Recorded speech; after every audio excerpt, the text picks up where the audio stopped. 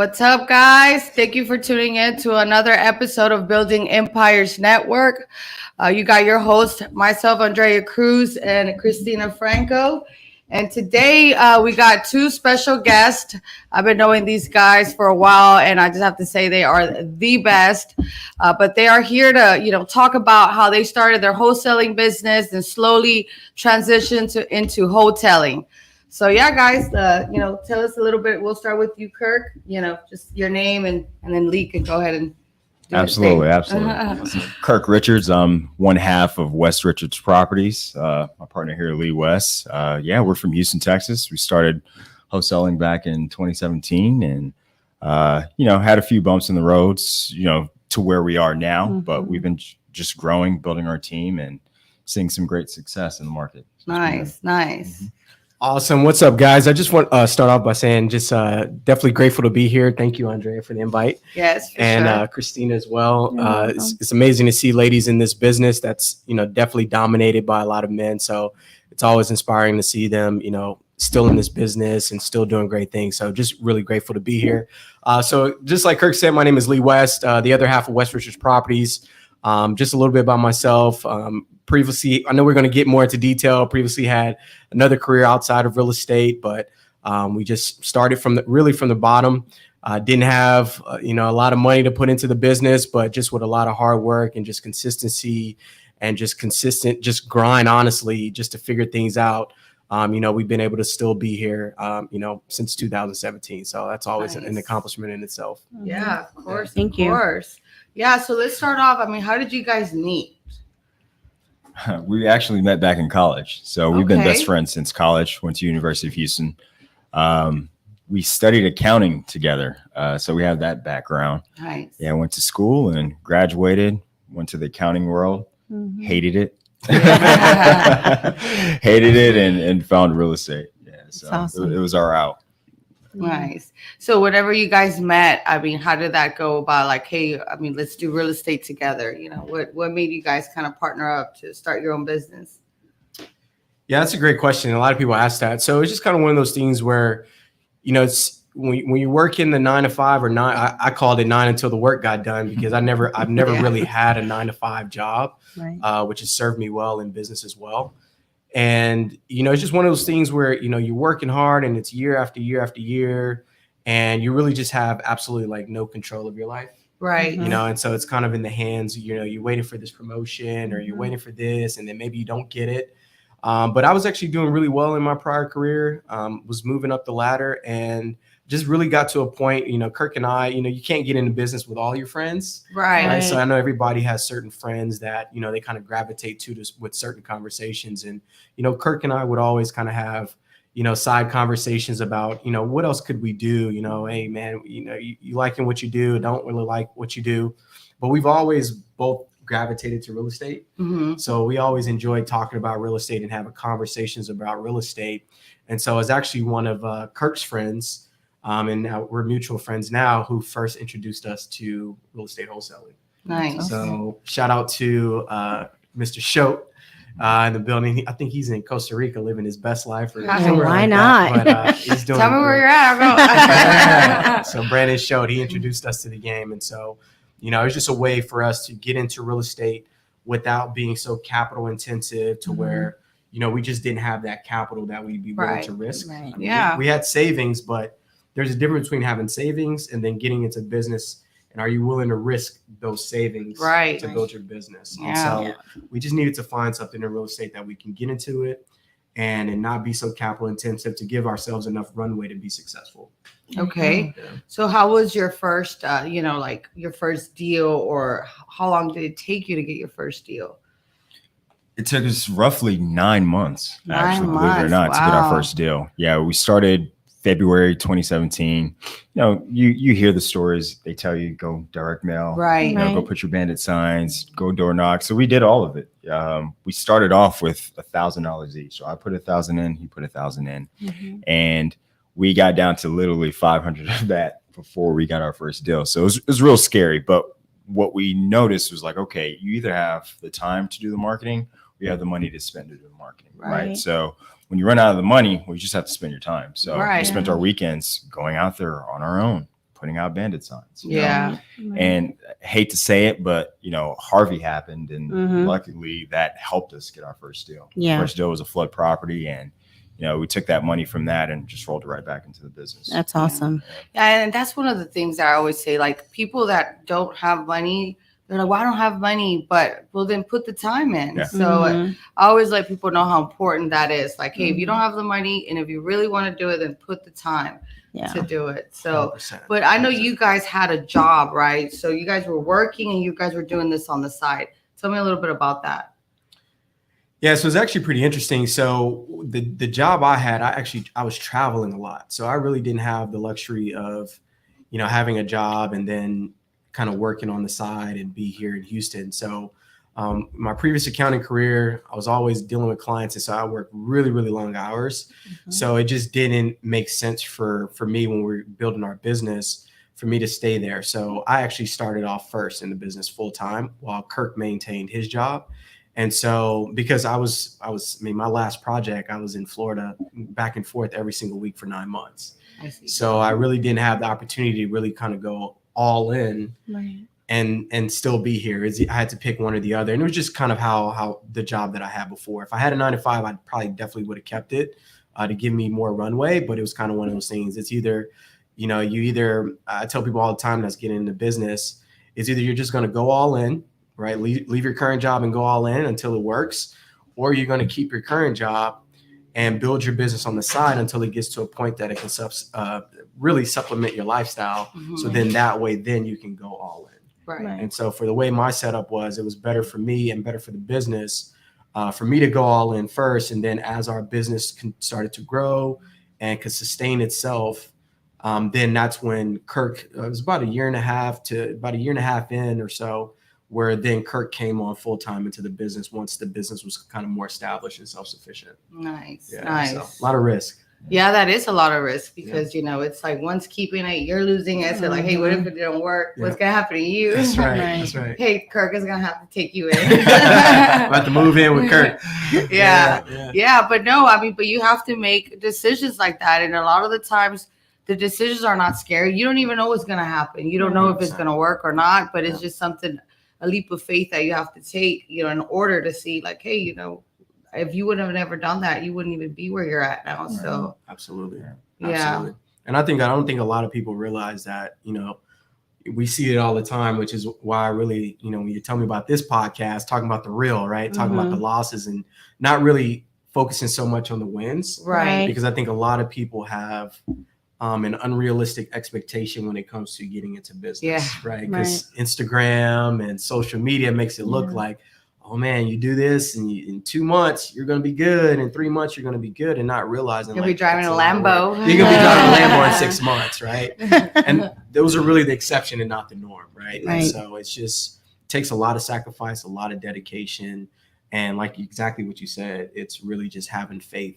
Yeah. And believing in yourself, even when other people are downing you or thinking you're crazy for doing it. Mhm. But as long as you're willing to stay true to yourself and stick to your dreams, I really feel like if you stay long enough and give yourself enough runway to be successful, things will work out. Mm-hmm.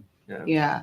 And tell us a little bit about a moment where you guys were like, oh crap, like what, you were scared, you were like, you don't know what was gonna, like, just a disappointment moment, where you thought something was gonna work and it didn't work, and how did you handle that? I don't think we have enough time for that. That's Still true. getting disappointed, guys. It's real. I can tell you something that just happened 5 minutes ago. Yeah. We were supposed to close yesterday, and now we're not closing until Friday. I was pissed off. So Well, Yeah. welcome to my boat. That happened to me too. Yes. Yeah. Always getting pissed off. Yeah, we've had a lot of moments where it was like, man, are we gonna make it? Of course, in the beginning parts where Mhm. you don't have all the capital that you need to have to sustain, a efficient business. So I would say most of that time was during the front end of when we were trying to learn how to build a business. Mhm. We were spending a lot of money, not really making the money back. Right. So you're in a position of like, oh man, how long can I do this? Just like you said, right?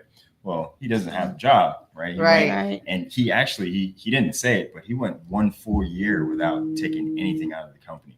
Wow. And so every deal that we closed that first year, wasn't getting paid. You know? Wow. So that's stress. You still That have is. living expenses to take care of that, couldn't do it. He's living off of savings and stuff like that. So, in the beginning part, I would say that was the most stressful time. But just having that faith that, hey, okay, if we continue pushing forward, we can do this. We can create the business that we envision, and it can be successful. So just keep going. Awesome. And that's where I feel like you get tested the most, is when like it's either like, okay, if I go any more, I may lose everything, or I could just stop here and not lose this. But then you're like, okay, but if I go more and it works, then I gain. So it's a hard decision because you don't know what's going to happen. Right. So a lot of, I feel like business owners, or just when you're starting a dream or anything, it's all like you're operating in just faith. Right. Only faith. Yeah. Only faith. Yeah. And candles and everything. Yes, lots of Standing on top of the mountains. Please. Going to church and you walking up to the front. Lord, pray for me. You're in the front seat every Sunday. Special prayer. Yes. Yeah. And once those answer a prayer, you're like, okay, I need to go back. Yes. Yeah. 100%. Yeah. That's nice. Yeah. So tell us about your operation now. What does that look like? Operations now. So right now we have a team of about 13 people total. We have our acquisition side, leads over acquisitions right now. I'm over dispo, systems, and marketing. Two kings, try to keep everything separate. He's over that. I'm over mine. We stay in our lanes, and it's pretty seamless. Yeah, pretty good. Yeah, and I know you guys are really good about keeping each other's roles. Like, hey, I don't get in your role, you don't get in mine, and kind of tell us a little bit about that, like as far as partnership, how that's been working for you guys. Yeah, so I know a lot of people they don't like partnerships. People say, I can't work with with others. I want everything done my way. I would say that's really, if we didn't have our partnership, we probably wouldn't be where we are right now. We have a lot of similar qualities, but we also differ in a lot of places, and like what he loves to do and what he can do, like I don't like doing. So it works out, right? So we found what we did. We sat down and we did everything together in the beginning. So we did acquisitions together, we did dispo together. And then after doing everything, we sat down and said, okay, what did you like doing, right? What were you good at? And we looked at it from that perspective, and he was like, man, I like dealing with the sellers, I like negotiating, I like winning, right? Yeah. So for him, it was just natural. It's just natural to kind of put him on the front end, and me, I'm more of the process driven type guy, more logical, more straightforward. I don't like to sit down and talk with sellers. I'm like, listen, you ready to sell it now? Type of thing. So for me, it was better for me to be on the back end on dispo, and building out systems and stuff. So once we did that, it was just pretty much seamless at that point. It's like, okay, we're going to be in these roles. This is what's held accountable for each spot within these roles, and you're the man of it. Take care of it. Yeah. And one of the things that I remember you told me last time and I really loved was like, because I asked him like, hey, where's Will at? And you're like, oh, well, we like to divide and conquer, which I thought that was really interesting, because that makes sense, because it's like, why do you guys need to be in the same building? He could be handling something else while I'm handling something over here. And I thought that was pretty cool. So I actually told my husband that I'm like, we need to divide and then conquer, because it's like you want to do everything the same. Like, no, you do that, I'll do this, and then we kind of meet in the middle. So that's pretty nice. So now I know you guys, we're starting off wholesaling, but you guys moved into doing a lot more wholetailing. Tell us a little bit about that. Like, how did that change happen? Yeah, so it was actually a mastermind we went out to in October of last year. We started off the traditional route, doing the wholesale deals. And then we started figuring out, oh man, we can make more money if we buy it and then we fix it up and we flip it. Right? We can make more money doing that. And so we started doing that. Then we started getting, okay, we could do rentals and owner finance and notes and all that. It was, and then wholetailing and all that. It just became too much. We were just doing too much. And it was after a mastermind we went to in October. So shout out to Ricardo Rosales. He's always been looking out for us. We can't give him enough gratitude. And after that mastermind, we really kind of sat down and really focused on, okay, what are we going to do moving forward that's really going to allow us to be able to scale efficiently, and that way we can really grow this thing and not grow a lot of headaches. Right. And so actually right now where we're at in our business, we're actually doing back to kind of almost where we started. We're doing a lot of wholesaling and wholetailing. Mm-hmm. And so that's what we're doing now. You know, Kirk and I, we're both licensed. You don't need to be licensed to do this business, but we're licensed. It works for us. And so we basically what we're doing now, since Kirk is over dispo, essentially what we're doing, if we don't get what we need to get off market on a wholesale transaction, then we'll just go ahead and wholetail it, put on the market, get what we need to get for it. Mm-hmm. So that's essentially kind of how we're running our business. The good thing is that build it, you know, I'm sure you guys know this too. You know, if you're in the business for a while, people get to know you, they know how you operate, take you seriously too. Mm-hmm. And so that way you don't have to get away with the traditional, oh, if you're a wholesaler, you can only make 5,000 on this transaction, Right. or you can only make, you know, 3,000 or 10,000. It's like, hey, people need to understand. And that's what we're really big on. And I know there's a lot of people in our business and wholesaling that gives us a bad rap, but it's like, if you do your business the right way, and be professional and do right by people, and people understand what you're doing, you know, you could command those higher prices. And people need to understand, like, as a wholesaler, people need to put respect on our name, right? Yeah. Because a lot of the fix and flippers that are in this business, or people who are buying from wholesalers, don't really give us the respect, because they're like, oh, you're not getting anything, but you're making 20 grand. Mm-hmm. You're not doing anything, but you're making 30 grand. Yeah. But they don't see everything we're doing, That goes dealing with behind the it. sellers and Mhm. playing Dr. Phil and clearing title issues, so that all we have to do is provide them a property that's nicely wrapped, clear title, There you go. and they can start with a clean slate. Right. There's Yeah. a lot of cost that goes into that. And so that's, you know, when we're working with people need to understand, you know, our worth and the value that we're bringing to still be able to provide you affordable properties. Yeah. Yeah. Yeah. And it's there's a lot of work that goes behind it. You know, you're clearing, like you said, titles Yeah. and all kinds of stuff. Playing Almost- Dr. Phil. Almost getting shot. Counselor. You're a counselor. Like, Yeah, playing counselor, You family know. counselor. Hey, Yeah. taking people in your house just to get the deal Everything. closed. Yes. Yeah, no, I totally agree with you on that. I feel like a lot of, you know, you're like, oh, you're just a little wholesaler. Like, yeah, you know, there's a lot that goes behind it. So, It is. yeah. So tell us about, you know, the transactions, you know, on the wholesaling. Like, where do you feel like you should wholesale and wholesale? We've kind of broken it down to a price point where it's like, okay, if we can, let's just say we can wholesale a property for 15 grand, and we look at it and say, okay, if we wholesale it, we can make 28 to 30. Mm-hmm. We're gonna wholesale it, Mhm. right?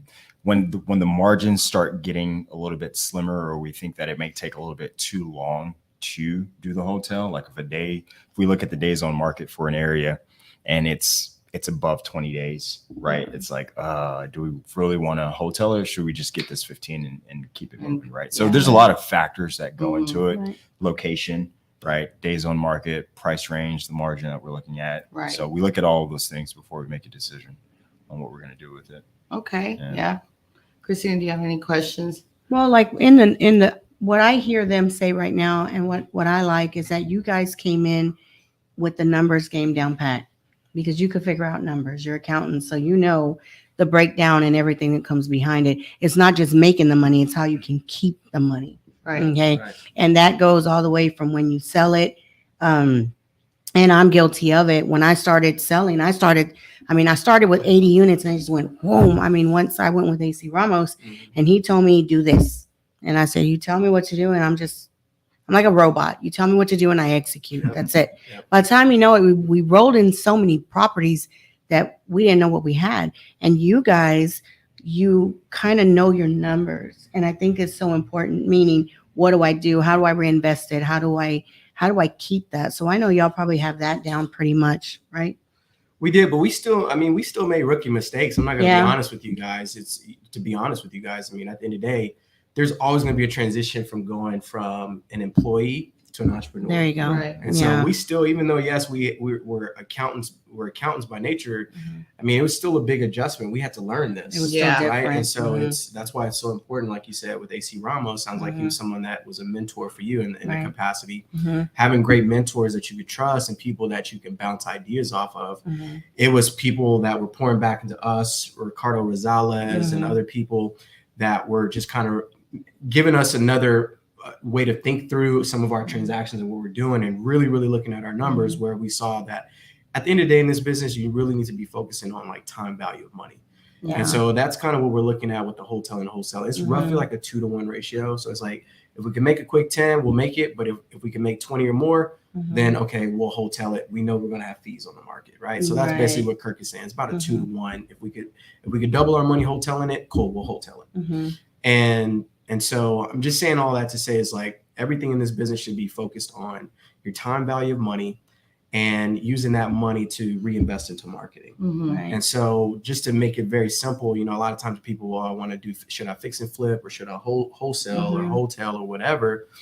At the end of the day, it's just really just kind of knowing your numbers. And it's as simple as look at any deal you've done, look at what you sold it for, look what you paid for it, and your all-in cost, everything down to your closing fees, title fees, if you have them.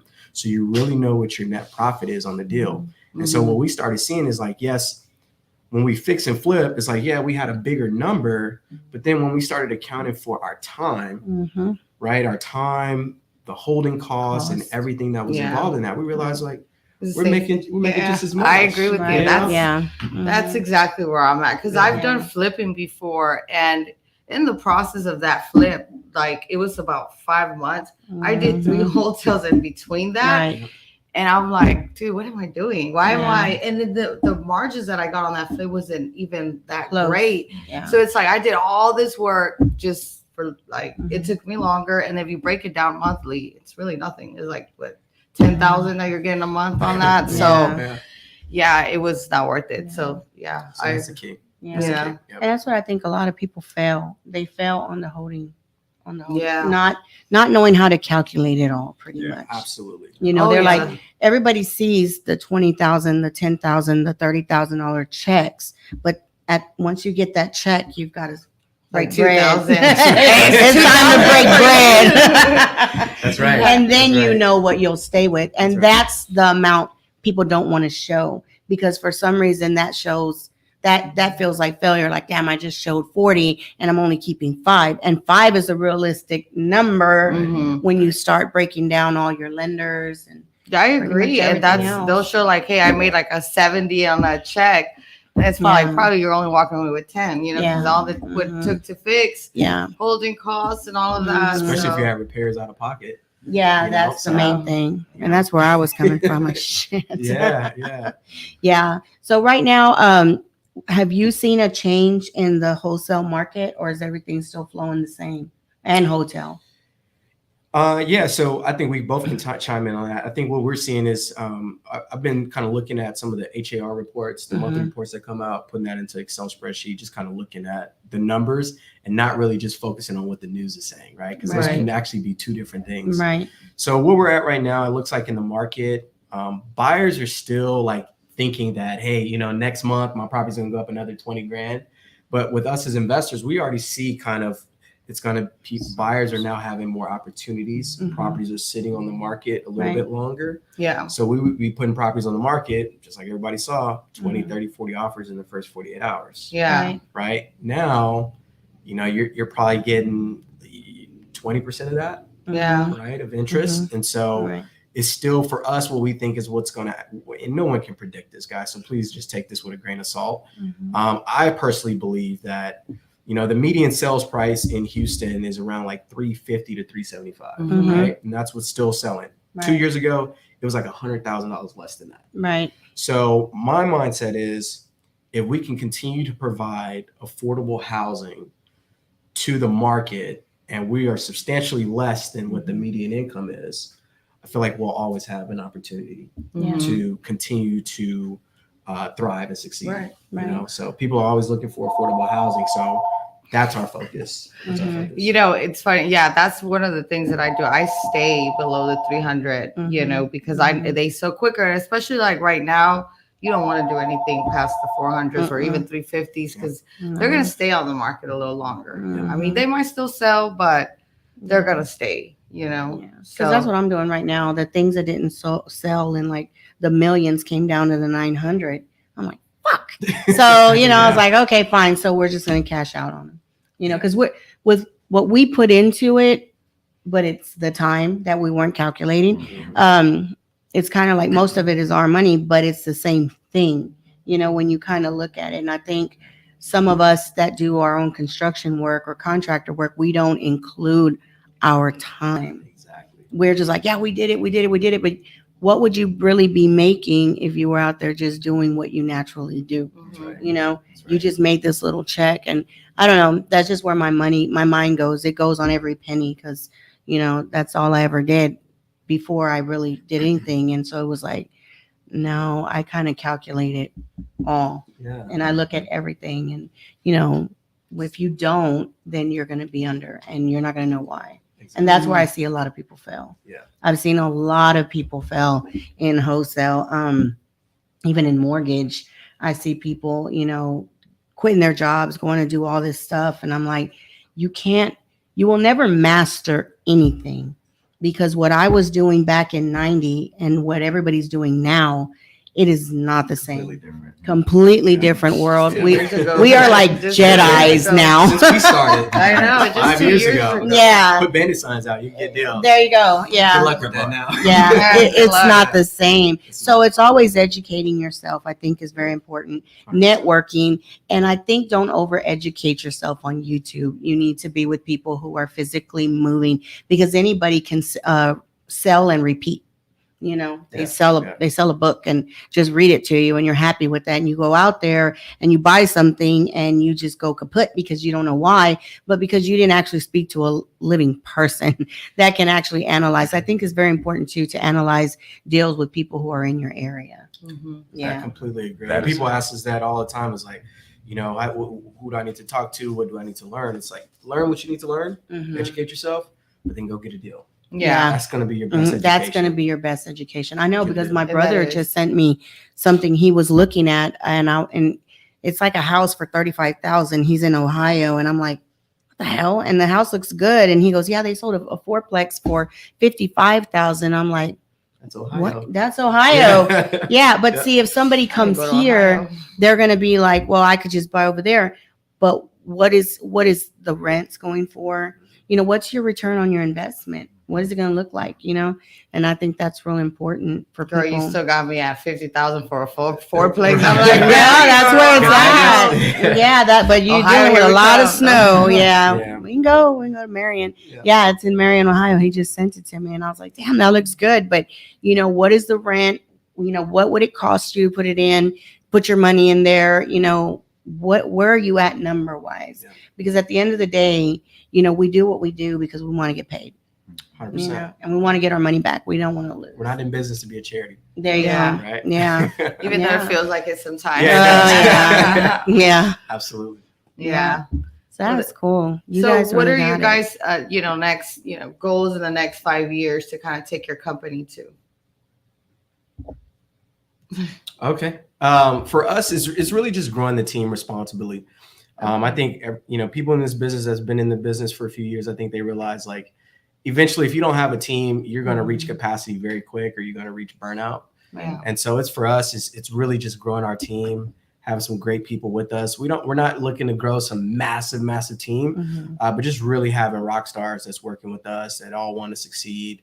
And I mean, we do have some big goals in terms of, trying to buy 1,000 properties, in the next 5 years.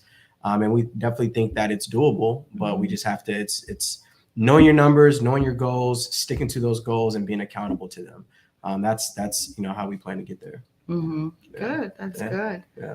Yeah. And what are you guys action wise? What are you guys going to do to grow that team or to implement in your business for that team?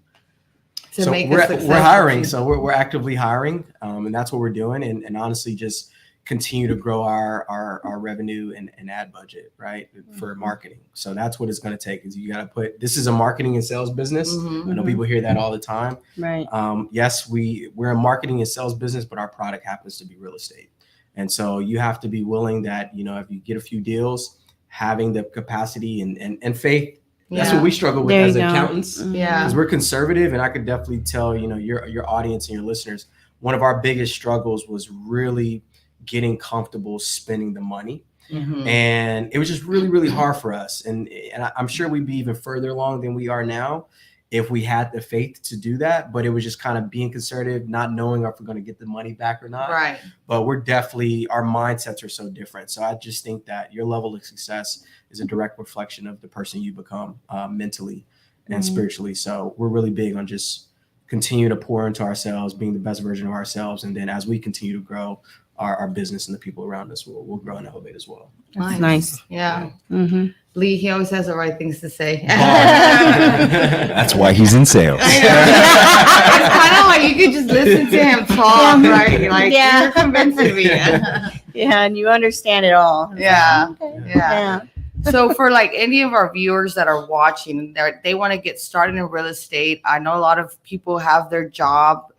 What would you, suggest to them to do as far as to get, do the first action step that you guys did that helped, or something that you could have changed or done different? Step one, keep your job. Don't quit. There you go. Don't quit. So a lot of people think that like, I don't have the time. Yeah. You do have the time, right? The time that you spend watching TV or, on your phone, stop that, pick up a book, learn about real estate, spend some time canvassing, areas, driving for dollars. Do that in your free time, right? Because we all have the same 24 hours in a day, right? It's just all how you choose to use that time. So I always tell people, keep the job, because what that's going to help you do is, one, you'll have the income, right, to be able to pour into your business. That's what we did, right? I kept my job for almost 2 years. He didn't have anything when we didn't have deals coming in, like took from what I was getting to help fund some marketing activities. So it goes, it's a yin and yang, it goes together, right? So I would say do that. Step one is to keep that. Step two, use your time wisely, learn as much as you can, but also take action, right? Don't just be on YouTube, right? Don't just read these blogs and watch these videos and then just go to events and think like, oh, a deal's going to come to me. Like, no, start door knocking, right? Or start doing whatever it takes to get in front of a seller to possibly get a deal, right? And then from there, just continue to do it. Continue to action, and you'll start to see results. And once you do that, and find somebody like, find somebody like these great ladies who you can trust, that's in your market. And they always say find a mentor, but definitely find somebody and know that they're doing deals, guys, right? So that that they're legitimately doing deals. When you come into someone's office that's doing deals, you're going to come in, you're going to see a board in their office. It's going to have deals on it. They have it, we have it, and there's other people that we know in this business that have it as well. So, that way, when you get a deal and you're trying to figure out, okay, now that I've figured out how to get a deal with the seller, what's the next step? Then you have people that you can trust that's going to allow you to not make mistakes, so that deal hopefully doesn't fall through, so that you can see the process from beginning to end. And then once you figure that out, I mean, it's just duplicate the process and being consistent. And then from there, it's having faith, being consistent, executing, and then just continue to grow. So rinse and repeat. Rinse and repeat. And I think that's one of the hardest things within this business, right? Is being consistent. It's easy to do one deal, right? It's easy to find a deal, but to do it over and over and over and over again, that's the hardest thing, right? And it just takes a lot of discipline, a lot of inconsistency, Yeah, that's why it's important to get those have those systems and processes in place. That's right. And even with all of that, it's still not even that easy to find a deal, So any other questions you have, Christina? Do you have any questions, Jesus, that you might want to ask? I did, but he just went away. I was paying attention to what you were saying, because I'm here with the headphones. Everything that you said is true, stay on the job, and keep on going. I mean, for me, it was a little bit of, it was a voice that was telling me, Scott, that, you need to go. You need to go. But I had a little bit of saved money though. That's right. So Yeah. that's why. That's the key. That's Yeah, the key, Yeah. I just went out and did it. Yeah. But I had something to back me up at least, 4 months. It's not a lot, but 4 months is 4 months. That's right. That means that you gotta take action and do your thing. But just Right. to drop out with nothing. But I've seen people done that. Yeah. Yeah. Drop out with nothing. Yeah. I don't know if it's luck or it's Yeah. that they're actually taking action Yeah. and then making deals like that. But not everybody's gonna That's right. act upon that. So Yeah. that's like one of the just things to say, just you gotta take action because we all have the dreams, but without that action, it's never gonna happen. That's You right. Mhm. dream something today, you're like, oh man, I really want that house. Well, take action. What is the next step? That's right. What's my strategy? What do I gotta know? Right. Do I have the money? I don't. Well, let's sit down on the table. Let's make something happen.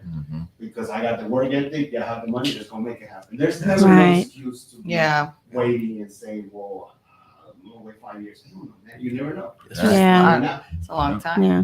That's a lot of times. No, that's great. right. That's People need to know right. that. Yeah. And I think the strongest people that have made it have become fierce out from failure. Mm-hmm. Because from failure, there's nothing else to lose. Mm. From comfort, you can always say, well, I could just wait. But from failure, there is no going nowhere. That's right. So you can't go back into that comfortable chair and sit there when you have backup and I can just put this off a little bit. But the people that come from failure, they just don't want to fit. You can't fail over failure. You Yeah. done failed. Right. So Can you only want to go up. come out. You Yeah. can only go up. So that's one thing. If you've ever failed at something, it's because you were not consistent. And I think you just got to keep trying, and you can't let it get emotional. You just got to keep on going. That's right. That is the main thing. Yeah, I can't take it nothing personal. Somebody tells you ain't doing something right, take it constructive, That's because right. it might be that one little, Nugget. that one little nugget that you needed to get, past the next level. I think it's really important. That is true. That is true. But I like y'all's team. I like y'all's team, the yin and the yang. Andrea does her thing. I do my thing. She has her company. I have mine. And we don't, how do you say, we're not, on each other's we don't toes, step on gossip. each other at Yeah. all. If she has something, she's like, hey, help me move it. Fine. If not, okay. Within 2-3 days, I'll find somebody. Okay. And she's like, how in the hell do you sell that shit? I'm like, you got to think creatively out the box. Yeah. I network with everybody. I don't just network with people in the circle. I go out my circle and I network with everybody. So I Yeah. think it's very important. I think everybody down to the person that cuts yards is very important Mhm. because it's something you can't do, and everybody's position in life is important. But It I is. like y'all's I team. agree. I like y'all's vibe and y'all's team. Yeah, Thank you. Really definitely. We love These- y'all's vibes. So. These Thank guys you. have the awesome vibe. I love them. We love you guys too. Thank All you. right, guys. Well, thank you for tuning in, and we'll see you guys on the next one. Thank you. All right. Thanks. Bye. Bye. See y'all.